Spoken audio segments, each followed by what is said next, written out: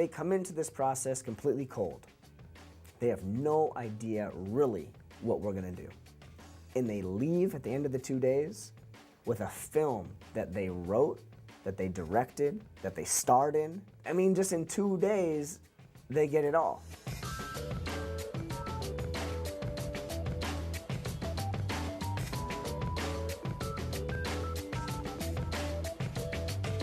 We're at the Roosevelt Hotel in Hollywood. There are 30 high school and junior high school students that have taken over the mezzanine level of the hotel. We are here shooting a series of PSAs inspired by the Education as a Civil Right initiative. We're going to ask you to think about some areas where you might be able to make announcements to other students. How we feel about going to school, why it's important to go to school. And we call it Education is a Civil Right. The 2-day workshop begins with Dr. McKenna, who comes and speaks to the kids. He really explains to them why we are here. What is it that you need to say to other students, not just in your school, but around this country and maybe around the world?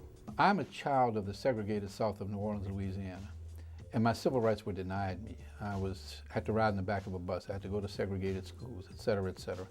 And now that schools are open and available to everyone, and if we don't take advantage of it, we're cheating ourselves. All children who go through the school system and don't negotiate it to a final conclusion, which says get a diploma.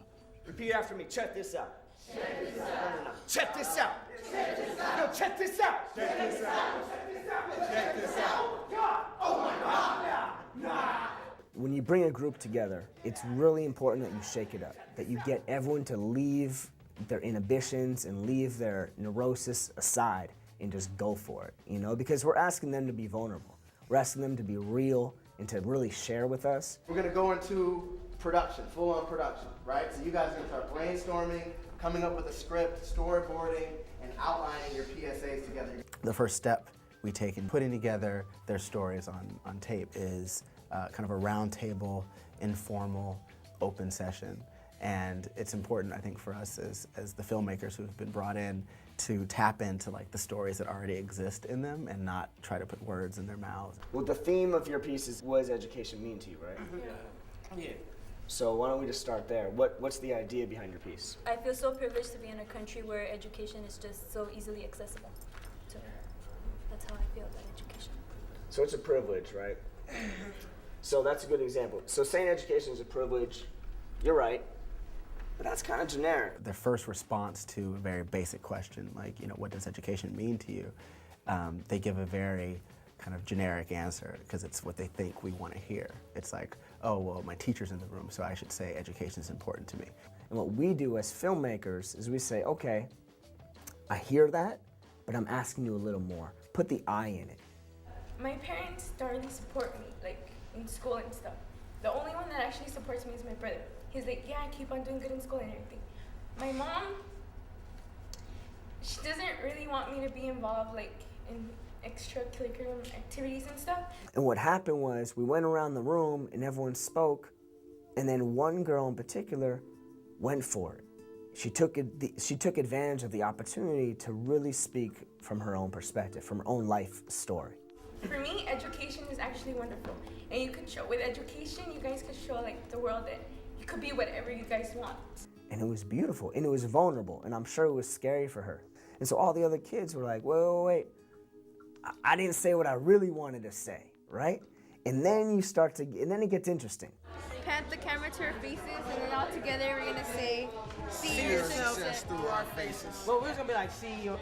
Once we get the content, then we storyboard it. We say, okay, how do you want this to look? How do you want it to feel?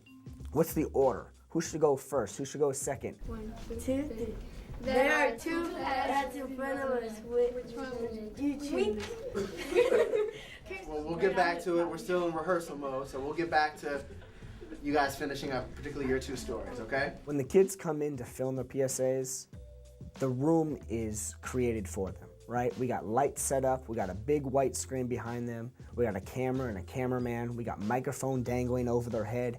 Education gave me strength, opportunities, and self-confidence. With knowledge, I will be. I looked away. But once we tell them that they don't just get one take, they can take it again and they can take it again until they really feel like they've nailed it. They have fun with it.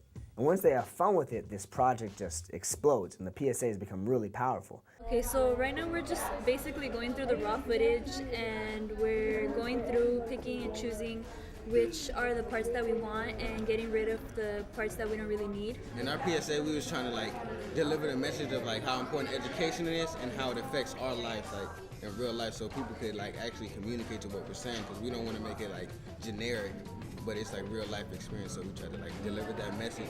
A PSA is probably the purest form of communication on film that you can get.